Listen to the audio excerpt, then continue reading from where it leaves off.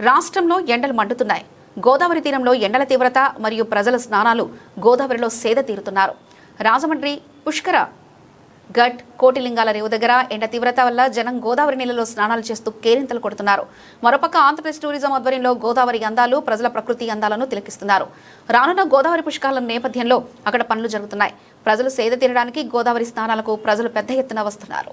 రాష్ట్రంలో ఎండలు మండిపోతున్నాయి.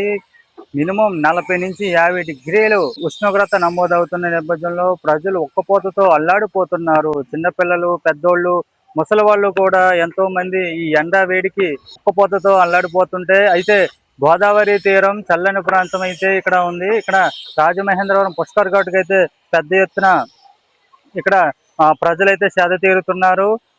అనేక మంది చిన్నపిల్లలు, పెద్దలు కూడా కేరింతలతో స్నానాలు అయితే ఆచరిస్తున్నారు. పుష్కరాల పనులు జరుగుతున్న నేపథ్యంలో పనులు అయితే జరుగుతున్నాయి. దాంతో పాటుగా కూడా ఏపీ టూరిజంతో కొన్ని బోట్లు అయితే విహారయాత్రకు విహారిస్తూ గోదావరిని చుట్టూ తిరుగుతూ ఎంతో కేరింతలతో తిరుగుతున్నారు. గోదావరి అందాలను అయితే ఆస్వాదిస్తున్నారు. ఈ ఎండ తాకిడికి ప్రజలు ఉపశమనానికి అయితే గోదావరి నదిని ఆహ్లాదకరంగా ప్రజలు ఆస్వాదిస్తున్నారు. మంచి ప్లెజర్ అట్మాస్ఫియర్ ఉంది. ఈ చివరి నుంచి ఆ చివరి బ్రిడ్జ్ వరకు తీసుకెళ్లారు. పావుగంట తిప్పారు. 150 అయింది. సూపర్. ఒక సాయంత్రం పూట చల్లని వాతావరణంలో ఉన్నట్టుంది.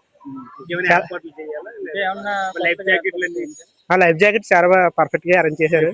సేఫ్టీ అయితే ఫుల్ ప్రొటెక్షన్ ఉంది. అలాగే ఇంకా కొంచెంసేపు ఉండాలనిపించింది. వ్యూ బాగుంది. బ్రిడ్జ్ పక్కన వ్యూ చాలా బాగుంది. రామన్న మాది రావులపల్లి, ఎక్కడి నుంచి వచ్చాం. ఈ బ్రిడ్జ్ నుంచి ఆ bridge 15 minutes view, 150 ticket. View అయితే చాలా బాగుంది అన్న. బాగుంది. ఫైనల్ గా బాగుంది. ఫైనల్ లేదన్న, సేఫ్టీ మెజర్మెంట్స్ అన్న అయితే చాలా బాగున్నాయి. అంటే లైఫ్ జాకెట్స్ కూడా కొత్తగానే ఉన్నాయి. అంటే మరి ఏమి డ్యామేజ్ అవ్వకుండా బాగానే ఉంది. Thank you. బాగుంది. శ్యామ్ కుమార్ అండి, శ్రీకాకుళం నుంచి వచ్చానండి. డ్రైవర్ కూడా చాలా మంచి ఎక్స్పీరియన్స్ తో చేసాడండి. మంచి మంచి అట్మాస్ఫియర్ గట్ట మొత్తం క్లైమేట్ చేంజ్, వెదర్ అక్కడక్కడ చూపించాడండి. చాలా బాగుందండి. పర్లేదండి, ఇది మెయింటైన్ చేస్తే బాగుంటుంది. కొంచెం ఎక్కువ అంటే 150 రూపీస్ కి ఇంకా కొంచెం తిప్పితే బాగా అనిపిస్తుంది. కన్స్ట్రక్షన్ అయిపోతే ఇంకా ఎక్కువ మంది వచ్చే ఛాన్స్ వస్తుంది. టూరిజం డెవలప్మెంట్ అవుతుంది.